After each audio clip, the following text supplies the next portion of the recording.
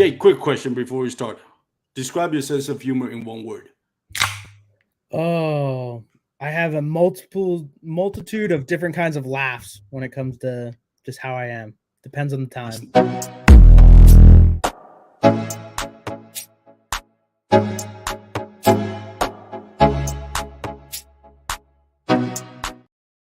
Got trigger happy with that ending. I hope I didn't cut off your answer. But by the way, that was not one word. But No. we'll take it. How you doing, man? Good. How are you? Pretty good. For those out there listening, I'm still new at this, guys. So let me get to the comment section right here. If you are watching on the live show, hopefully it is. Let me check my phone. Are we live already? Yeah, I shared it already. We're good. All right, we're good. So welcome to the real life on the Basket and Beers podcast. If you're watching on the live, welcome. Thank you for joining us, whether it's Facebook or YouTube. Leave a comment. Let us know where you're listening from. If you don't mind, share it. Doesn't cost you any to share it. If you're listening on the podcast, which will start airing this Monday, feel free to give us your 5-star reviews on either your, on Apple Podcasts or Spotify or whatever podcast platform that you use. If it has a rating service, go ahead and give us your 5-star reviews. Leave a comment. Let us know how you're doing. Today, I got Jake Stem from Jake Stem Fishing from the great Northeast. What area? Pennsylvania? Yeah, Poconos of Pennsylvania. Yep. Poconos.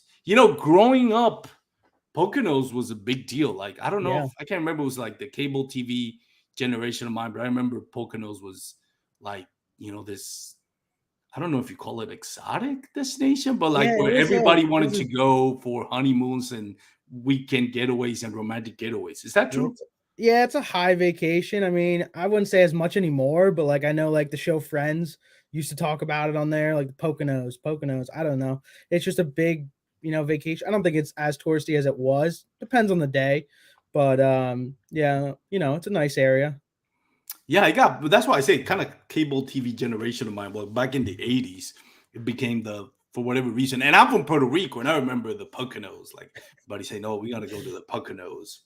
So, yeah, is that close to Hershey, Pennsylvania? No, I'm like, so it's probably like, it's closer to the Jersey border. So I grew up maybe like 45 minutes from Jersey border, but middle of the state. I grew up like 15 minutes from the Pocono Raceway. So NASCAR every year has a race up there, and you don't leave your house because the traffic's gonna be horrible. But no, I'd say it's more eastern part of the state, center and eastern. So nice. So you do live in the Pocono area. That's awesome, man. Do you fish the Susquehanna much? So actually, I just started fishing it last year in the Susquehanna. Really? I grew up fishing a lot of lakes up in the Poconos. There are a lot of just shallow, less than 10-foot, choked of grass type lakes. There's a couple bigger lakes where you can run a big motor, but mainly it's all just like good kayak lakes, electric only lakes. So last year I actually went out and started fishing the Susky because I knew I wanted to fish the BOS last season, and fished it like 3. I think when I fished the Hobie was like my 4th time fishing it, and I'm definitely a lake fisherman. I learned I grew up trout fishing the creeks and stuff around me, so I got the aspect of fishing for smallies in the river, but I just didn't have enough experience. I honestly, I did terrible day one. I had a limit of like 60 inches. I saw Nolan Miner, so I got to talk to Nolan later in the morning. I saw him, but yeah, after day one, there was a guy that did pretty decent by me. I was like, you can have the area. Like, I just let it for the other anglers and just didn't fish day 2. I was like, I have no chance. I did catch my first muskie on a popper, like a 40-incher. That was cool. But yeah, that's my experience with Susky. I definitely want to fish it a bit more this year. I know bass is coming here in October, a little bit farther north, but I definitely going to fish it some more. Yeah, I mean, I've always wanted to go to the Susky. By the way, I think the mayor of Susquehanna River, do you know him, Jake Harshman? Yeah, I know Jake. You like him? Like, I know Jake. I love Jake. Jake's my dude. Jake's my guy. But I know not everybody likes him. Going by what he said, you like Jake. I've never talked to him. I'm not offended by it. I've never talked to him, so I have nothing against Jake. He's smart, like how he'll put out his YouTube videos like all summer long about the Susky, and like like everyone's gonna watch it because they were going there every year. So he was smart. I mean, yeah, I never talked to him though, but he seems cool, and he catches a ton of giant smallies there too. Yeah, but shout out to Jake Harshman, my guy over there. If people from Pennsylvania don't like him, I've heard. So that's fine. You can have your opinion on him as well.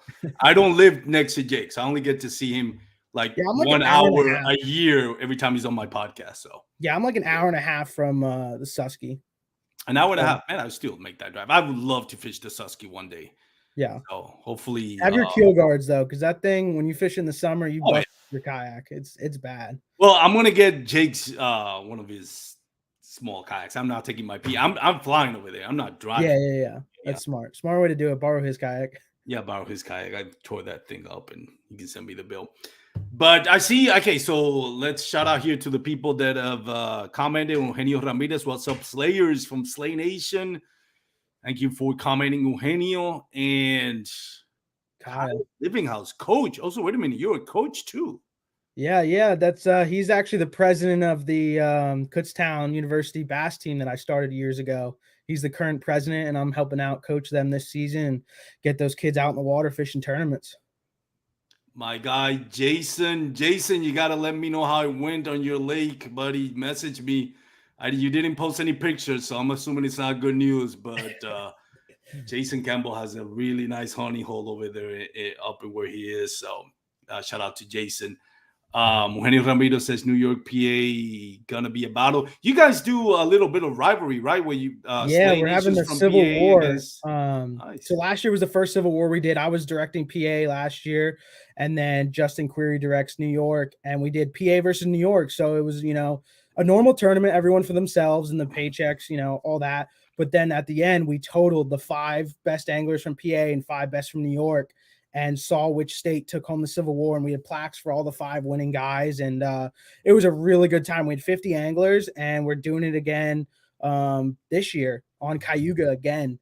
I think next year we're going to bring them down to the Susky, but we wanted to go back up to Cayuga because that's pretty much, I almost call it a home lake. I love that lake. So we're going up there, and I'm expecting 60, 70 guys up there to fish that. It's going to be, it's crazy time of year. Those fish, I mean, I almost can't compare them to anything else. Maybe a St. Lawrence smallmouth, but those largemouth that time of year, you would honestly get a better length if you went round than long because of how fat they are that time of year. It's absolutely insane. I've heard a lot about Cayuga Lake. I think Bailey Eichberg won a tournament there. Well, that's his home lake. The New York, yeah.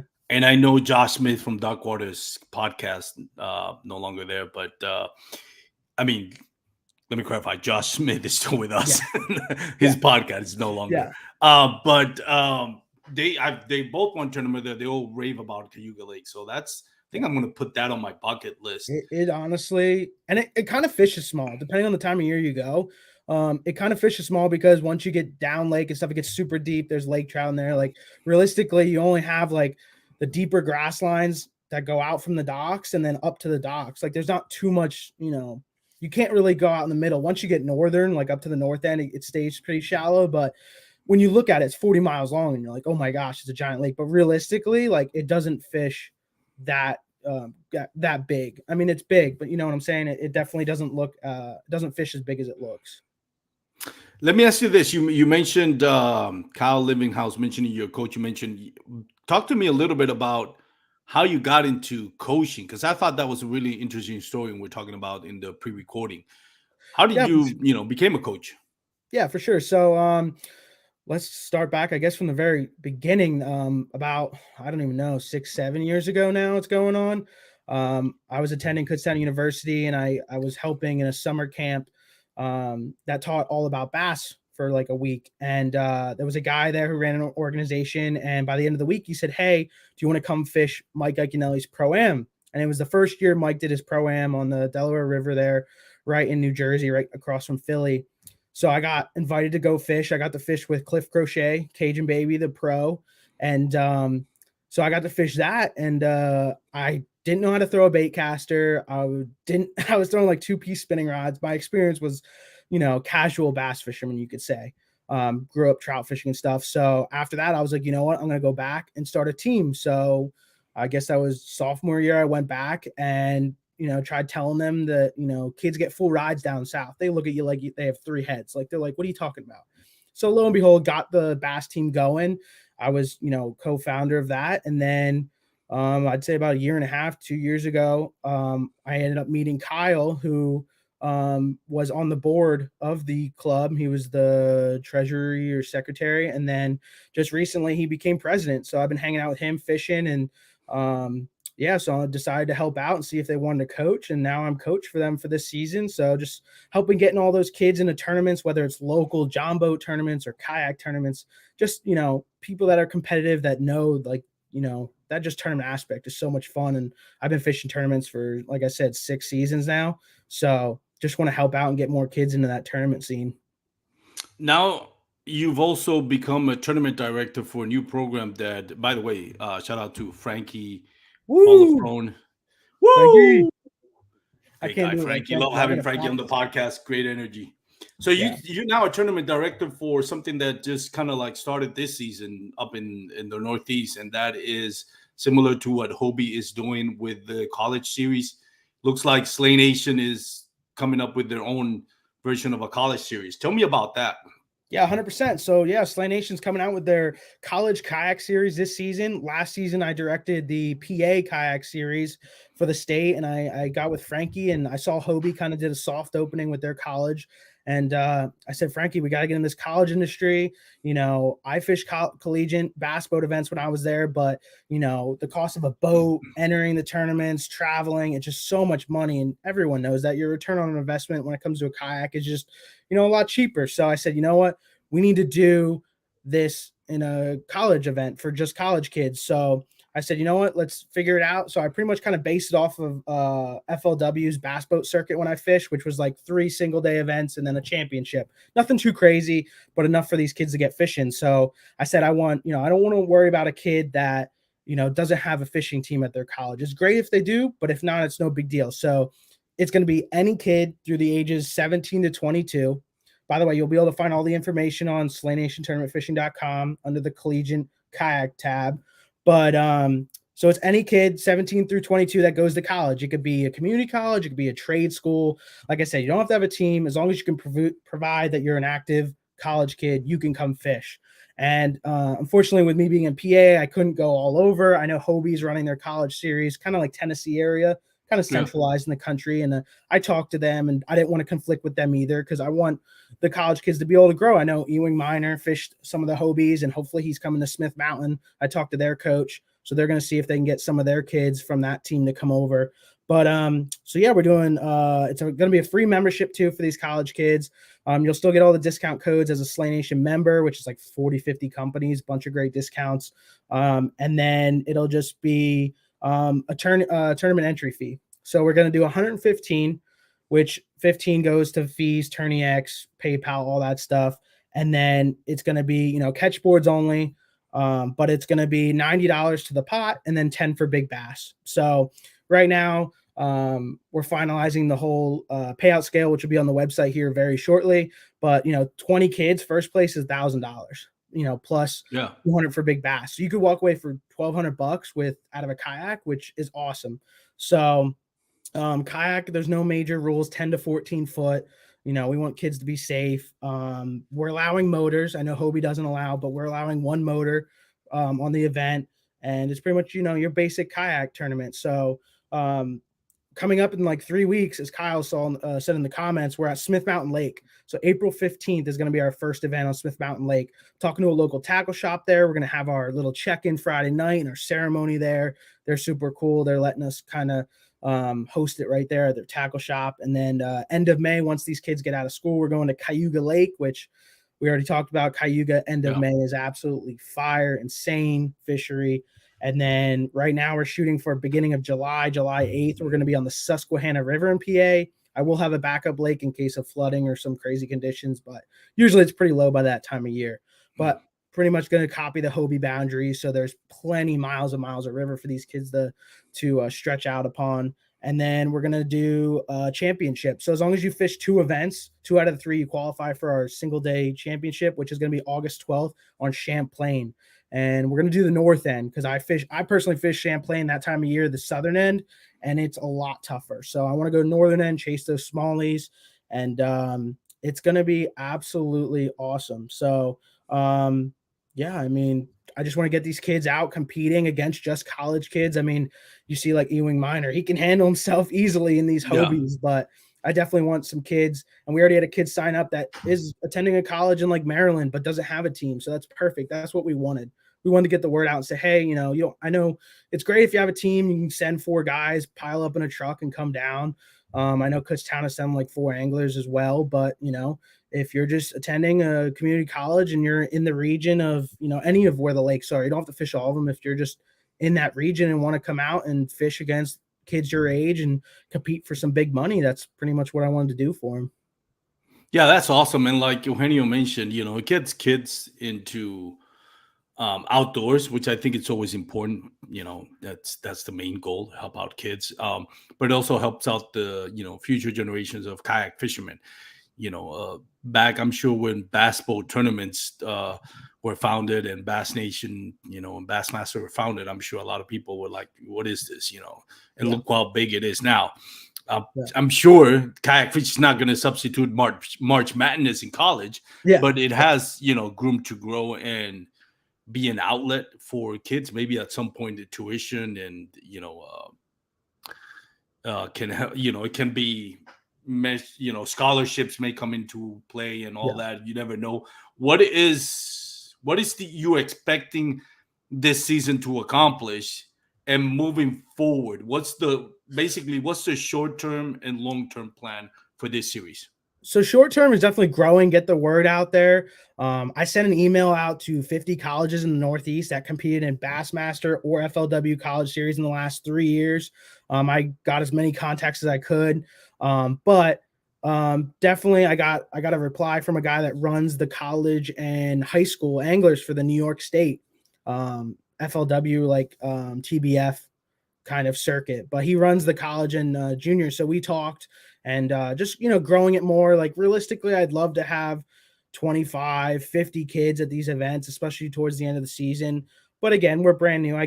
Getting word out is tough, and that's why I'm talking to Armando and want to spread the word. But just get the word out there. By next season, I'd love to have this. If we have 50 75 kids fishing these, they could fish for a lot of money.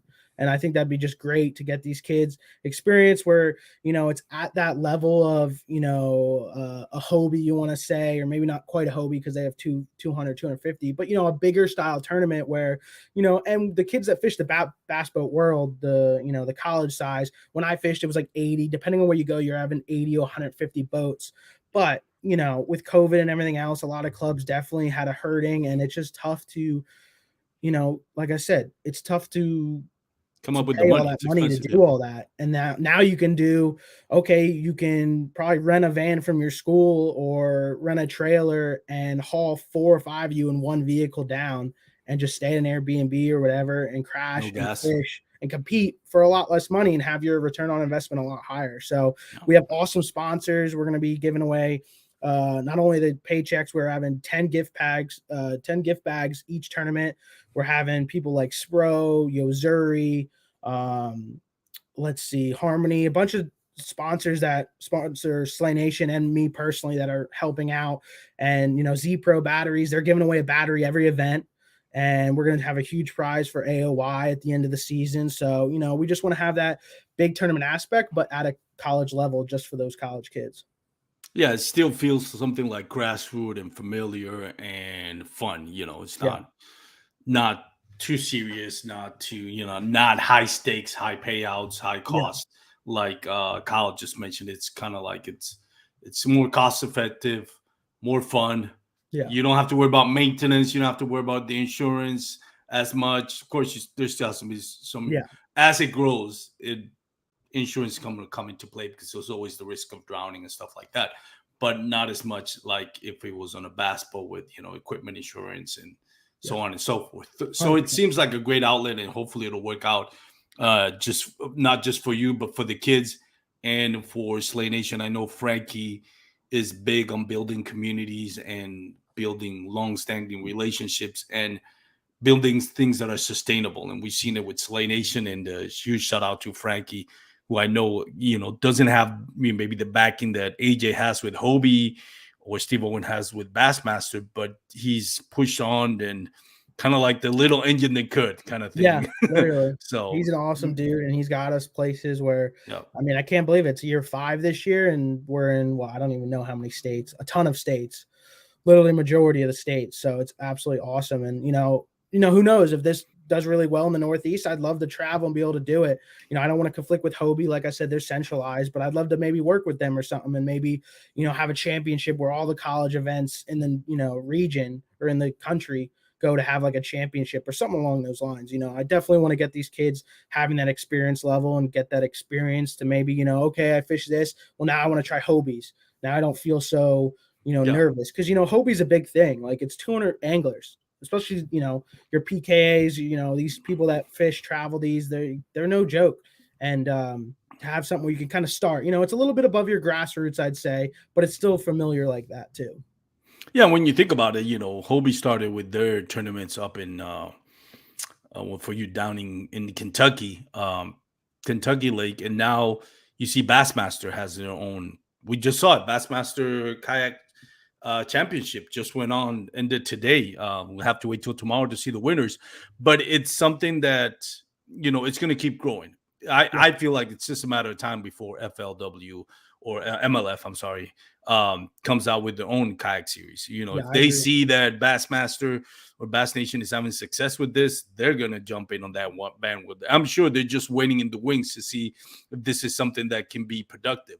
Yeah. And with Steve Owens now at the helm of Bassmaster Kayak Series, we're seeing the fruits of just having somebody that knows what he's doing, Yeah. and how it is just overnight. Bassmaster was kind of like a running joke when last season, with all the stuff that happened from the beginning to the end of the season, not just the end of the season, but throughout the season. And now we've seen what it is today, in the huge, huge Their effect. first Obviously, event Steve Owen convincing upper management to back him on what he's trying to do. So, and their first open event was what, 235? So yeah, 235, man. And that was just their first open. We'll see how it goes. Like, a lot of people kind of drop off after they realize they don't have a chance. It's a great start to the season. And, it's like has backing. Their best start was 194, I think, on Lake Fork, I think 3 years ago. And for them to, go through what they did and now jump back up to 235, or, not back up, personal best for them, 235 is amazing. I like that.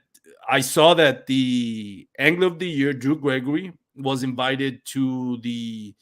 I'm not familiar with basketball tournaments, so I excuse my ignorance when it comes to calling the terms and the titles and the events what they're really named after. But I think it's like the Night of Champions or the Night of the Elite, something like that. It was Night of the Champions.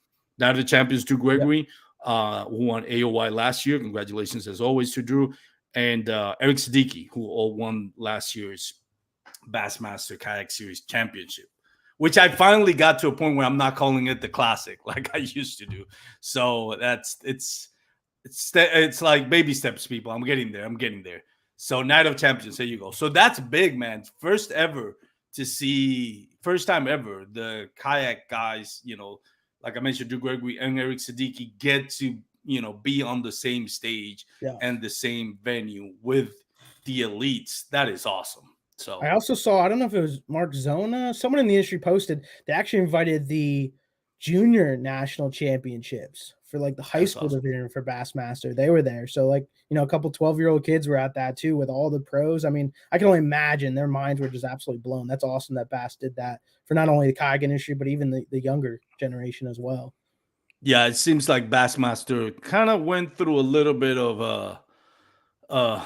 a spell there when things weren't being run properly. But I think with Chris Bosch, Bose, I don't know. Possible. Anyways, I apologize for.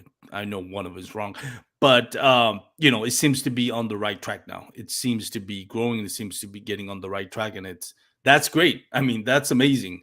I mean, we want as much as last year. I know me and other podcasts and content creators and social media were heavy on calling out a few things in Bassmaster Kayak Series. Let's not confuse. It's not that we want them to fail. All the contrary, we want them to have success. Yeah. We want them to fix the issues that needed to be talked about and fixed. And so far they've done so. And it all came from doing what they needed to do is just one decision. Put somebody that knows what they're doing at the behind the wheel, and the rest will fall in place. And Steve Owens has certainly lived up to that billing. Did you get to watch a little bit of the standings of the Bassmaster Kayak Championship? I was seeing some guys posting screenshots. I didn't pay attention too much, but I did see some day one results, and I was like, holy crap, that was a heck of a bag for the top three guys. They had, Ryan was leading with 98, and then I think second or third was like 93 or 95. So those are some big bags. So spoiler alert, and I mean, if you don't follow Kayak Bass Nation, unless Ryan is trolling all of us and he's not one to sandbag, looks like he got skunked on day 2, which I feel so bad for Ryan, because I mean, I'm nowhere near the talent level of this guys, and that includes Ryan Lambert. The closest I've got to, I guess, coming to feel like what I'm assuming he's feeling right now, and I don't want to project that on him. He could be feeling completely different about it. But I remember last year, Lake Dardanelle, I was second place going into day 2. And day 2, I was one bass short of getting a limit. And that replays on my mind almost every day after that. Like, what could I have done different? What could I have done different? I can't imagine for somebody that made it to the championship, the Bassmaster Kayak Championship, which I think within the next 2 or 3 years, it's going to be the pinnacle of titles. Right now, I still think the TOC, because more than doubles the payout that for the first place winner, that Bassmaster Kayak Series. So if you're paying $45,000 to first place on TOC, and I think it's 20 or 25,000 Bassmaster, I still have to say that TOC is the cream of the crop, right? Until they match 100%. That. I know Bassmaster has the media side of it covered, but still, they're getting that payout, they're getting there. But I think in 2 or 3 years, you'll see the Bassmaster Kayak Series, the championship, being like the most prized trophy for most anglers. But that's neither here and there. But going back to Ryan Lambert, I mean, it must be just heart-wrenching. That feeling, I mean, to me, it was a feeling of like me personally, it was a feeling of like I choked, like I didn't perform, like it. The chances for me to win, or at least qualify to the TOC or finishing the top 3, were there. Like I was second place going into day 1. Like and not to be able to duplicate that, it just keeps, I don't know. I mean, the mindset is huge on that. Like I know Ryan posted and said, he sat on his big fish spot, and this is what he said in his post, is that he sat on this big fish spot and they just didn't show. And like, people can be like, oh, why didn't you just leave? Like, but like when you're in that mindset, you're leading day 1 of like one of the 2 biggest events in the industry. Like, and you call it that big of a bag, like, of course you're going to stay there, because you're going to go, oh, I'll try this bait, or 10 more minutes, they're going to start biting, 10 more minutes. And then at the end of the day, you're like, well, they didn't show up, but he stuck with it. I mean, I give that guy a lot of credit. I mean, and he did his best, and sometimes it's your time and sometimes it's not your time. That's just when it comes down to it. Like they say that, like when you win an event, it's your time, you can't do anything wrong. And there's definitely times where, I mean, I've experienced it personally, and you're like, okay, I should have lost that fish, or I shouldn't have caught a fish there. And it just happens 100%. Yeah, it is. And again, I can't help but feel bad about him, about it. And then again, Ryan Lambert's a great angler. He's won the TOC. So he's definitely not a failure. He's found much success in what he's done, but yet, you kind of, your heart goes out to watching, whether it's Ryan Lambert or anything, watching go from 98 inches, which completely blew away the expectations of that. Realistically, I don't think anybody was thinking, okay, somebody is going to crack 100 in Pickwick.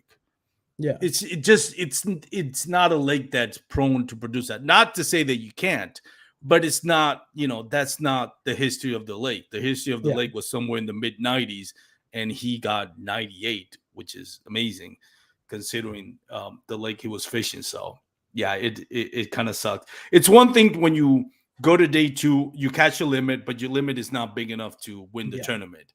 It's another thing to get skunk. And again, we, like you said, he mentioned on the pod and on not a podcast, on his KBN, he posted it like it's like, he said on his spot.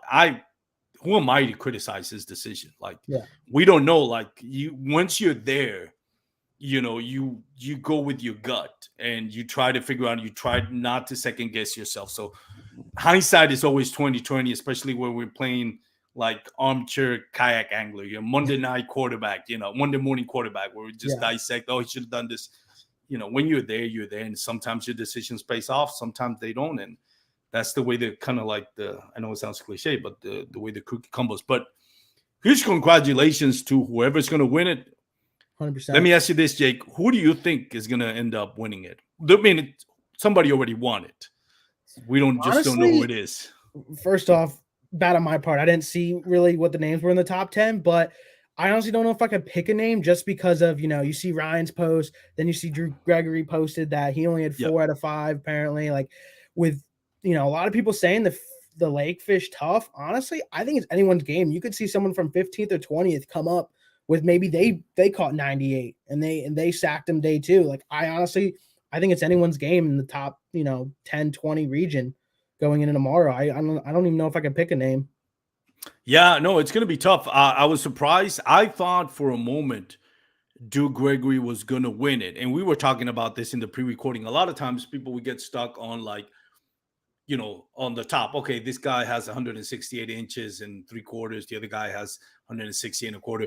But you may be forgetting that guy that's in 10th, 15th place that has one fish, is missing one fish to go to the limit. If that fish happens to be a 15-incher, he catapults all the way to the top. So I was watching, and I like to watch the standing. I like to watch what's the biggest bag for 4 fishes, for somebody that's caught 4 fishes. For in this case, 9 fish.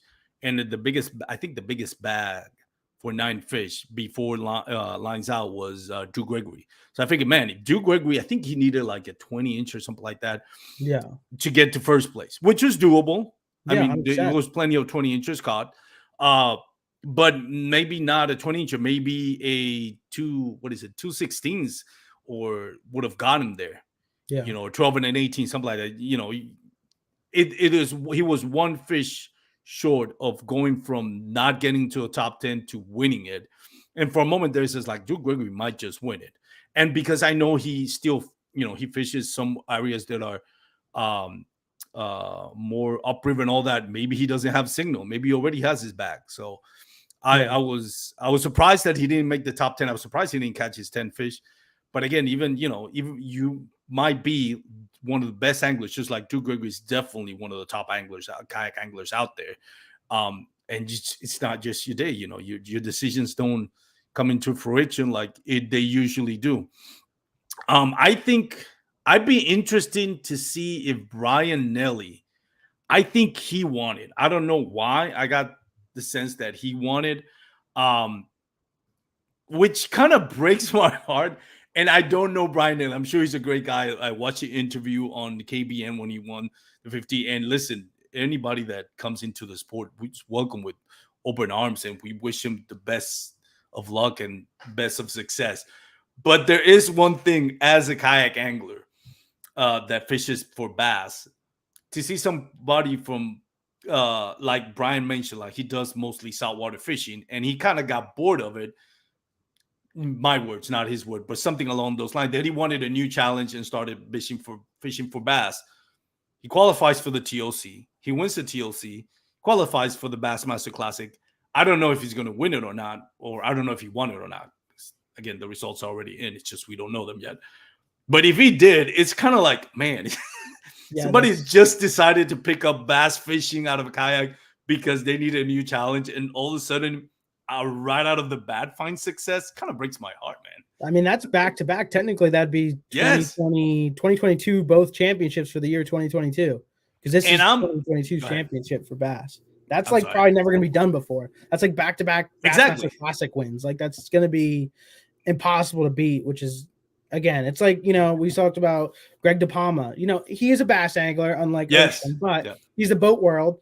but he grew up in Jersey fishing john boats and smaller, vessels, you could say. But to eventually, jump into his first kayak event and beat 234 or 5 anglers is just, that's wild. So, I mean, this is definitely a little bit more different, but those aspects, it's just like kind of makes you rethink yourself. Like, dang, like they just hopped right in and showed. Yeah, it's kind of breaks your heart when you're like somebody that picking up the sport and are just struggling to get 5 bass on your fun day, let alone on a tournament. But again, nowhere hating on Brian Elliott. Not huge amount of respect, and if he wins, big congratulations. I really do hope whoever wins. Obviously, that's kind of redundant, but what I meant to say is, like, we congratulate and we're happy for whoever won. But yeah, man, that's crazy. That would be, the sport is new, obviously. So I don't think there's ever been a,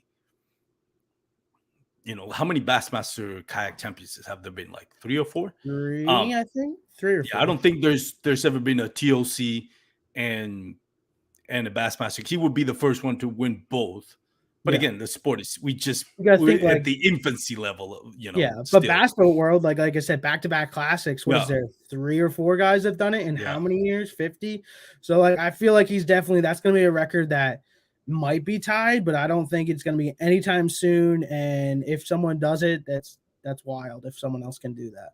And as far as fast as the sport is growing, it's going to get harder and harder to be more consistent. Like right now, you see, not to take anything away from it, Ewan Miners, Guillermo Gonzalez, Christine Fisher, and all that, because they're at that, my opinion, they're at that elite level when there's not a lot of competition for them. Doesn't mean that they're going to win every tournament, but you're always going to see their name. Yeah, you can always you can bank, you can bet your bottom dollar they're going to get into top 10 or at least catch a check. Versus myself, I may be lucky to catch a check once. I may just get lucky enough to find 10 fish on a 2-day tournament that are bigger than anybody else. But, we'll see when that happens, if it does.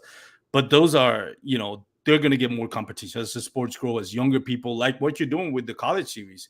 That's going to bring more anglers, and anglers that I know bass fishing has grown more national, when I was growing up, it used to be kind of like the good old boys club, it's something really Southern sport, Alabama, Tennessee, Texas, and all that.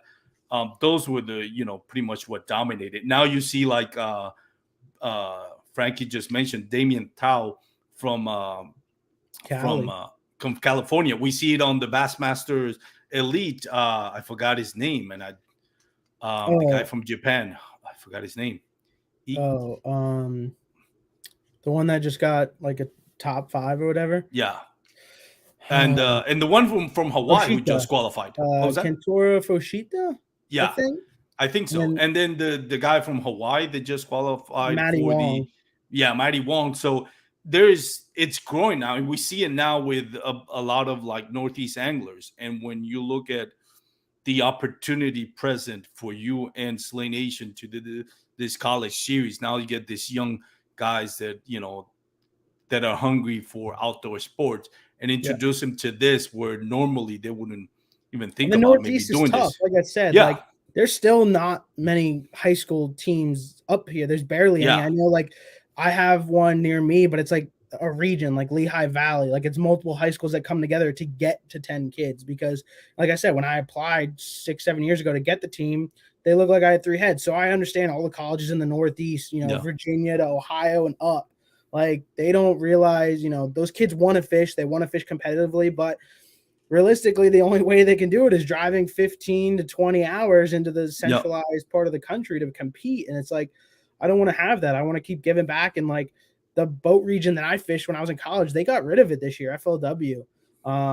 So the only way to fish, I think they're doing one in July, because a lot of the Northeast colleges were complaining. They were like, hey, like we want to compete without having to drive 15 hours. So it's unfortunate that a lot of these kids, like, the schools don't fund them much, if any at all. So that's why I want to bring this kayak thing. Like I said, pack everyone in the same vehicle, condense, bring down the cost, and still compete at a high level and have a decent reward, a money pit to, win at the end of the day and just hang out with your college buddies. I mean, that's the big thing is, you go to any tournaments. Like I used to fish co-angling a lot and ABA. That's how I learned a lot. I did local stuff, but then I started fishing the ABAs in the New York region, and I travel with three buddies that were all boaters. So we'd travel, we'd get there like 2 days early. I'd practice with one of them, and then I'd get randomly selected with a boater for the 1-day tournament.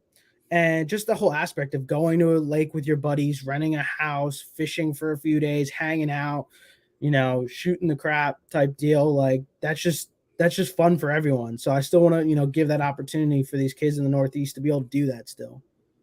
Yeah, and look, there's something to be said about that because, listen, it may not make the headlines at Bassmaster Magazine. It may not make the headlines at Fox Sports Channel, but the connections you guys are doing with these kids, it's meaningful.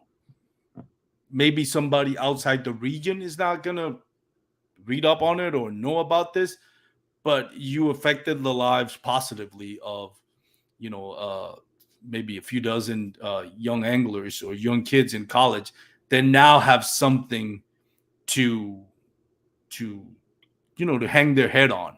Yeah. Gives them a sense of accomplishment. It gives them a sense of competitiveness without maybe going into yeah. This was last year. This was the PA league, but Frankie's designing some awesome hardware to give to these kids because I know what it's like to fish tournaments. The money's cool, the big checks or whatever.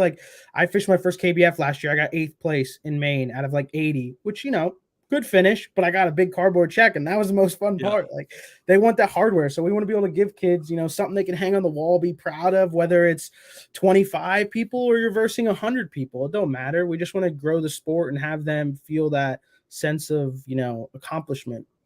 Yeah. And that's something that I wanted to touch on. It's not going to show up in the algorithms, but it more importantly is going to in some way, shape, or form affect a young man's or young woman's life in a positive way. Yeah. And maybe bring him into saying, hey, you know what? Kayak fishing there's something out there for me to do. It's something out there for me to participate, whether it's full-time or just part-time. And it keeps going the sport. Every sport was born out of out of the box idea. You think about NBA basketball. That was a guy just decided to put a fruit basket on a wall and throw a ball in it, and look what it is now. Not saying that kayak fishing or bass fishing in general is going to get to that level, but it doesn't have to be. Yeah, it just has to get to a level where it's self-sustained and you can build a community, which it already is. Yeah, and friendships, I was talking about.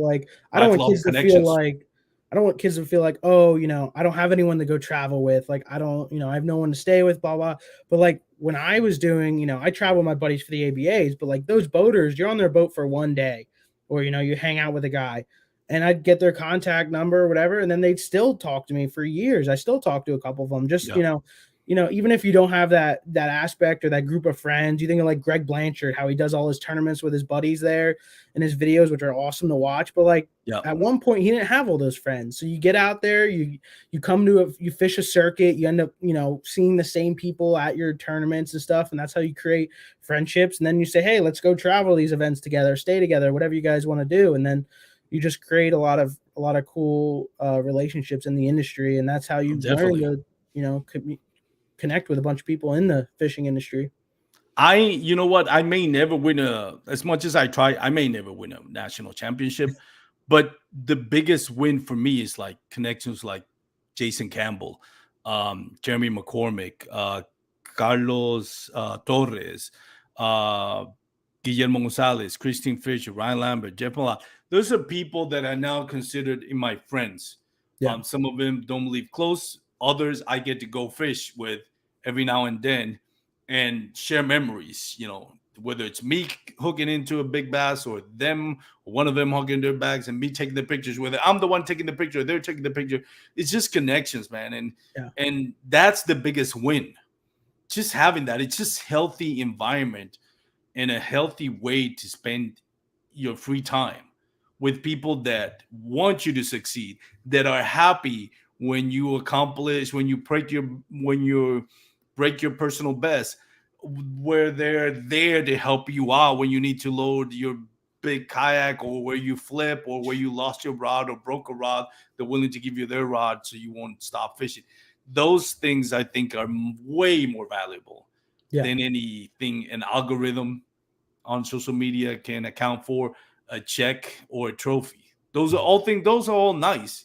Don't get me wrong, I'm not dissing on him, but let's not forget what brings us more joy to our life. It's just enjoying the time that we're on the water and the connections we made with great people. I mean, I've met some of my favorite people and in the last few years, and it's all because all of a sudden somebody introduced me to kayak fishing, and now I'm in love with it, and I want to do it all the time. And if I'm not fishing, I want to do a podcast or a live show where I want to talk about it and get to meet you wherever we've ICAST, or if I go up there to upstate, to the Northeast to fish, or you come down here to South, or we meet somewhere in Tennessee. It's like hey, I know you. And just at the Hobie BOS last year in the Susky, I had guys coming up to me saying what's up, that they knew me from socials, and it's like finally get to put a face to the screen to a face, and just you create a lot of great friends. It's definitely, like I mentioned, Cal Livinghouse. Armando, what kayak rig are you running? Kyle, I am running a Hobie PA 360, the green camo. No motor on it. I'm not against motors. I just want to do more exercise. I'm Kyle. If you don't know, I'm close to 50 now, so I need to do as much exercise. Not against motors by any chance, but he just got a motor guide on his native. Yeah, so that's awesome. He went to the motor side now. Yeah, no, and that's awesome, man. Don't let anybody shame you on that. Whether you have a motor or not, it's what you put into is what you get out. Speaking of kind of like things that we put on our kayak that people either love or hate, you just recently got into forward-facing sonar. By the way, I finally got the correct term, because I keep calling live scope and people keep reminding me, no, that's Garmin. It's Lowrance. Okay, so the correct term, neutral term, I guess, is forward-facing sonars. Yeah, 100%. I run an Old Town. I'm on the Old Town fishing team, and I run an Old Town pedal drive kayak, 12-foot. The older model Topwater 120, great kayak. And then I had a 93 SV Garmin on my John boat before I even got the kayak, and I've had it for 5-6 years. It's the one they run on sale every year at Cabela's, Bass Pro, whatever. Good deal. And finally, I've been saving my pennies, and last year I fished a bigger circuit in the Northeast, elite kayak fishing, and I was finishing out of 4 events. I think my worst was like a 14th. So I was finishing up there in the pack. Everyone would be stacked. But, we fished like Winnipesaukee in New Hampshire, never been there before. And I'm fishing these underwater humps in like 40 foot. And, you're launching with everyone has motor guides, everyone has live scope, and I'm going there. And I was catching fish. I was blind casting, but then every time I'd mark 2 to 3 fish on my 2D, I'd reel up, drop down my drop shot. As soon as you lift up, a bass, a keeper bass, a nice one. And I'm sitting there realizing like, if I had a motor and live scope, the amount of time I would save. Yeah. So I finally saved up the pennies and picked up the older LS32 Garmin, the original one. They have on sale, a pretty good sale. And I did my research, and some people said it made a difference. Some people said it didn't. I was like, you know what? $700. I'm going to get the older one. That's, probably going to work just as fine. So I got it. I ice fished with it a handful of times, maybe 2 or 3 times. Mike Iaconelli, I went ice fishing with him in his one YouTube video this past year, and caught some fish with him.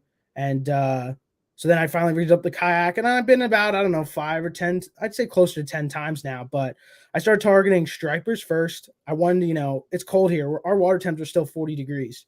So I wanted to, chase those fish that are a little bit easier to target, maybe easier to see. So I went to a local lake by me. I caught a 21-pound striper on a hair jig.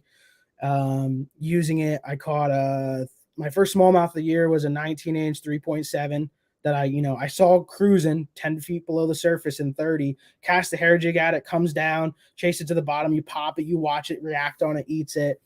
It's just awesome. I went to a lake in Jersey just the other week with a buddy of mine from Jersey, and we were chasing lake trout.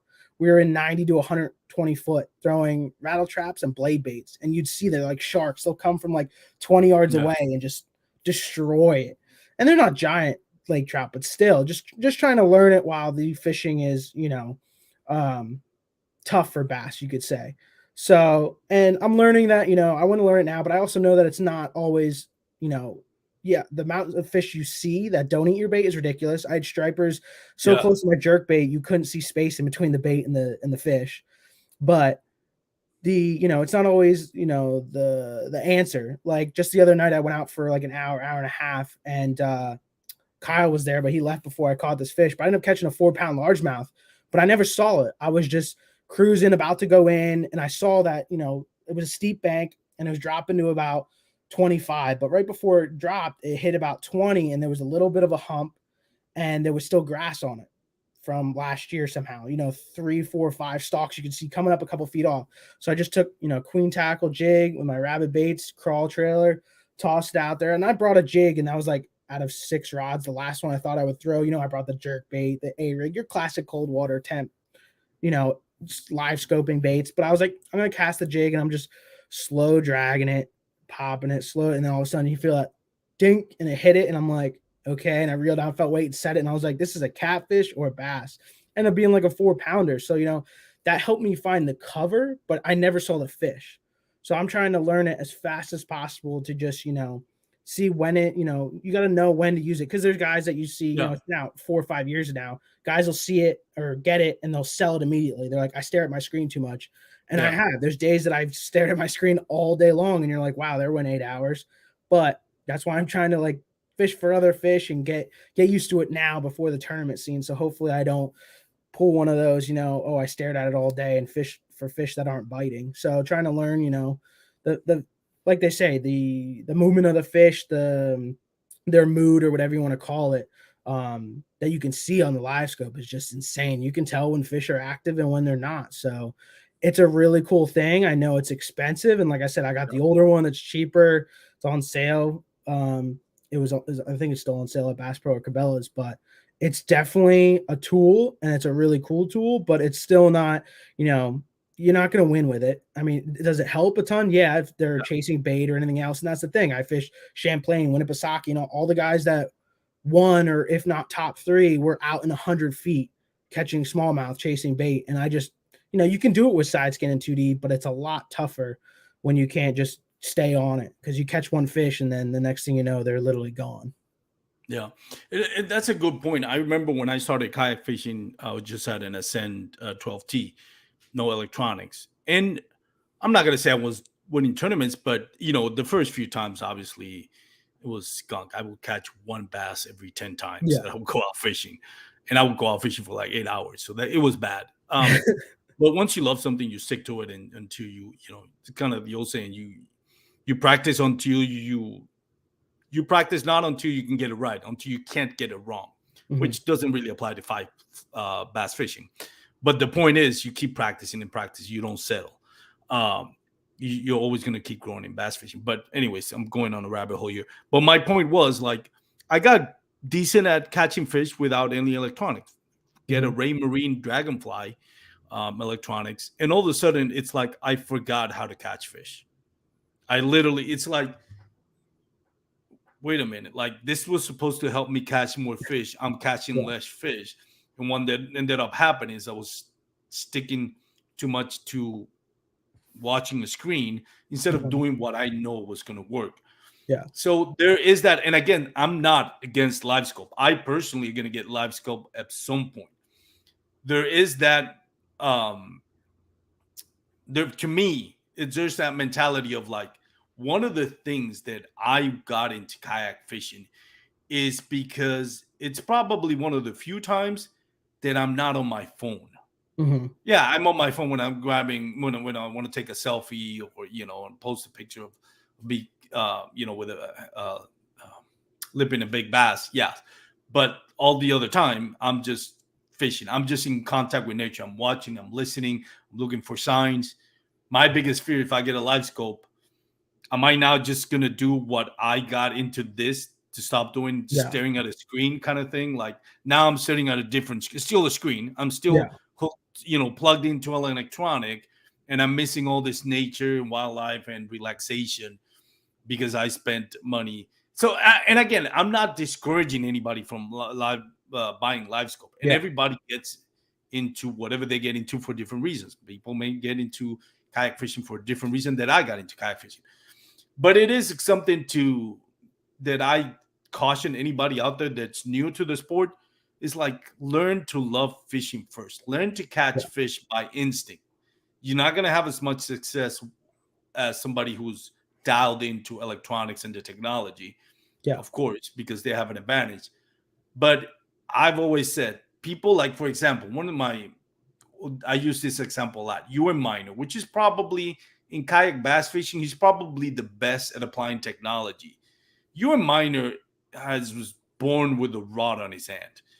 He's a family from bass fishermen. Him and his brother have always done bass fishing. Yeah. Electronics, forward-facing sonar, just amplify what they already know. It Mhm. amplified their talent. It gave them a tool to better themselves. It didn't substitute what they had. And I think people that think that just because you're gonna get live scope, all of a sudden you're gonna turn into this great angler, Yeah. you're misinformed. Yeah. And like You what you got to said, learn like, how to catch fish, and that's gonna be a tool. Basically, it's like you learn how to catch fish, and now this tool helps you maximize what you already know and put in practice. yeah. And like you said, you start out loving bank fishing, whatever. I mean, a lot of my lakes, like I said, are shallow, grassy, choked out. A fish finder not even worth it. I've had that, like I said, Garmin for so many years.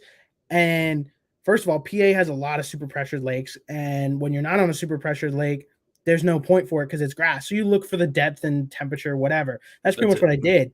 But you'd mark fish, you'd cast them, you wouldn't catch them. You don't know if they're panfish, whatever. So actually, last year was the first time I really learned how to use side scan and 2D and actually be effective. I went up to Lake George in upstate New York, which is an amazing fishery. Actually, with Kyle and another buddy, there was supposed to be a tournament and it got canceled. And it was like a couple days before. I was like, we'll still go and fun fish for 3 days. So we went up there and it's 25-foot visibility. And I was like, okay, I'm just going to pedal around. I use side scan. You start marking bait balls. And then you see a mark below the bait ball. That's a fish. So you cast a drop shot over there and then boom, you catch it. It's a 2-pound largemouth. And I was like, oh, like this is the first time my electronics actually helped me catch a fish. Because in PA, like I said, they're so pressured. You mark fish, you cast, you never get bit. It's just like that 95% of the time. So to finally actually, first fall in love with fishing shallow, fishing grass, and then, okay, step up to a Garmin, anything like that, and try to learn depending on where you're at, try to learn your side scan, your 2D, you slowly want to step yourself if you want to go to that direction of, oh, I want to get live scope. To jump from, I get a kayak with live scope and have no experience with fishing without a graph to fishing with a graph, then the live scope, I feel like definitely hurts people. And I definitely encourage, like you said, starting out loving fishing, and then, okay, I want to fish tournaments. Okay, I want to, it's like, okay, I'd rather do that and take that over a period of 3 or 4 years than, okay, I want to start kayak fishing. I see that $20,000 Hobie at the Classic last year, buy it fully rigged and just go out there and not have any clue.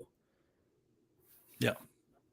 I think the building blocks is what you enjoy most, in my opinion.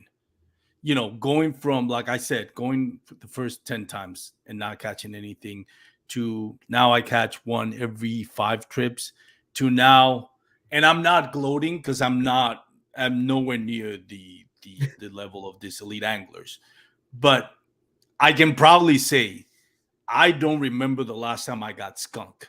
You And better I knock on think, wood. You better knock yeah, on wood. You're gonna jinx yeah, yourself. and that's fine if I jinx myself. It's kind of like it helps you. And Yeah. just for people that listen, and I've mentioned this on my podcast, I purposely, if I'm going out 4 times a month, 2 of those times I'm going to a tough lake. Yep. One time I'll go to a lake that I haven't gone, and the 4th time I'll go to a honey hole just to build my confidence. But I don't like hitting lakes that I know that I can catch them all the time because A, it gets boring, B, it stagnates your growth. So Yeah. I purposely will go to, like, for those that are listening that are here from Fort Worth area, I'll go to Lake Worth, which is tough to get a bite. I'll go to Lake Grapevine Lake, which is close, which is very tough to get 5 fish limit. And I purposely target those lakes just so I can, first of all, grow, like figure out, Yeah. like if I'm always going to like the late Jason and I we're talking about, which stays unnamed. We go out there, not that we always, but we're pretty confident we're going to get limit, and it's going to be somewhere in the 80 to maybe 100 inches because it's that type of lake. So I mean, if you're in PA, you just struggle all the time. That's why I travel upstate New York. Like PA, you example like Ike, he screams big fish whenever he's used to catching 2-pounders. That's PA too. Like if you catch one over 2, if you catch one close to 3, if not bigger, that's a big and old fish for here. Yeah. So when I go up to upstate New York or, any fishery where, let's say, guys are like, oh, I only caught 11 fish today. And I'm like, that's a great day for me. So I feel like also that kind of, experience makes me, used to it on fisheries that are struggle fest, like Nakamixon, local Bailey Ike Brett won the Ike Pro-Am last year, the kayak one. Well, 2 years ago I won it, but when I won it, out of 90 anglers, I was the only one with a limit. I had a really good practice. I can't believe it held up. I had a limit by like 7 a.m. and I finished with like 83, but I was the only one out of 90 guys with a limit. Last year when Bailey went, same time of year, same lake, 2 guys out of 90 people had a limit. And literally he ended up catching him on a frog, which is kind of uncommon for that time of year on that lake, but he like had an awesome, absolute slammer day. But which is funny because he's like a really electronic guy and he went into like 2 foot of water and slammed him. But huge shout out to Bailey. He's a good buddy. But he's a good angler as well. Yeah, he's like he knows when to use electronics and when not. Yeah, that's what I respect about just him. Like that experience of having so used to struggle lakes, I feel like definitely also gives me an advantage when you go to these lakes where guys are used to go to Texas, which Texas isn't always amazing like you're saying, but you go to a fishery and you catch 5 big ones, you're like, oh, that was an amazing day, and other guys are like, oh, if they came up here, they would just be miserable. They'd fall apart by the end of the day in the tournament because they're so used to slamming, big fish all day at their fisheries. Yeah. And one more thing about electronics before I hand out the show to close it out to you. I went to, and I had him on the podcast a couple of weeks ago, Caleb Conrad from upstate New York. He moved here to Texas. We went, and let me start by saying this. Caleb is a lot better angler than I am. We went on his boat and I started just flipping net rigs on reeds, and I was catching him. He was so obsessed, as I think is the word, or so determined to catch him on live scope because he saw them reacting to his jerkbait. And pretty much the whole morning he was just trying to jump. And I'm reeling in, 3, 4, 5 pounders, even a 6 pounder, doing what I know how to do best with no electronics. Mm-hmm. At one point he decided, okay, I'm done. After like 5 hours, he's like, okay, I'm done with electronics. And he started kind of replicating what I did, but on his own style, ended up catching twice the amount of bass that I caught. So it goes to show you how great of an angler, how much better he is than I am. Yeah. But the point that I wanted to make is like, you can get so obsessed with like, oh, I saw this bass follow my jerkbait, but didn't hit it. And meanwhile, you get obsessed with that. And meanwhile, I'm just reeling in 4 or 5 pounders left and right, And that's what I said. Like just flipping an Ed rig on reeds. Yeah. So there is, it's not a guaranteed all. But anyways, we're up to the 1 hour mark. And Jake, I know you're from the Northeast. You're a little bit later than I am. I wanted to give you a chance to, shout out whoever you want to shout out. And where can people follow you on Instagram or social media? And also, where can people, I know you mentioned already, but remind everybody, if any young man or young woman out there that is in college and would love to get into this college series, where they can reach you or get more information on this.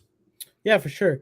Thanks. You can follow me on Instagram, YouTube, TikTok at Jake_STEM_fishing.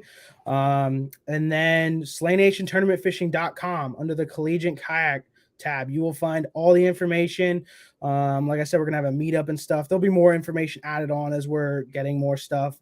but most of it's on there. It is live on Tourney X. I should have mentioned that earlier. The tournament is live on Tourney X. If you search Slay Nation College Series, you'll see event number 1, Smith Mountain Lake. If you've never been there, it's going to be a great time of year to fish it. They might even be on beds, dock fishing, that kind of aspect. So don't worry about live, forward-facing sonar, any of that stuff. You have a sit-in kayak that's 10 to 14 foot long and you want to come fish this event, feel free. If you want to reach out to me, or you can, my name and email and everything's on the website, or you can hit me up on socials. And yeah, I'm going to be fishing some tournaments myself this season. I'm with the Old Town team this year. Huge shout out to Old Town, awesome kayaks.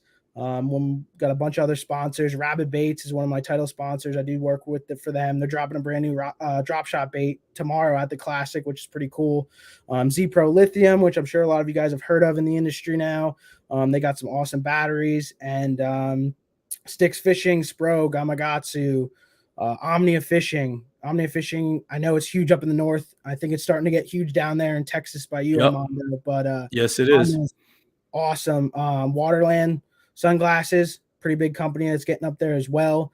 And huge shout out to Frank Provolone, like head cheese, woo! He's the man that's got this and created Slay Nation and create this grassroots tournament for the whole 15 20 states. I don't even know how many we're in now. So I just want to if you know any if you guys are listening or watching, if you know any nephews, any kids that are in college that are in the Northeast, anywhere from like Virginia, almost even North Carolina, like Virginia to Ohio and north, have them check it out. Have them see if, even if they just want to fish one, you can just fish one. You can cherry pick one, test out the water, see how you feel.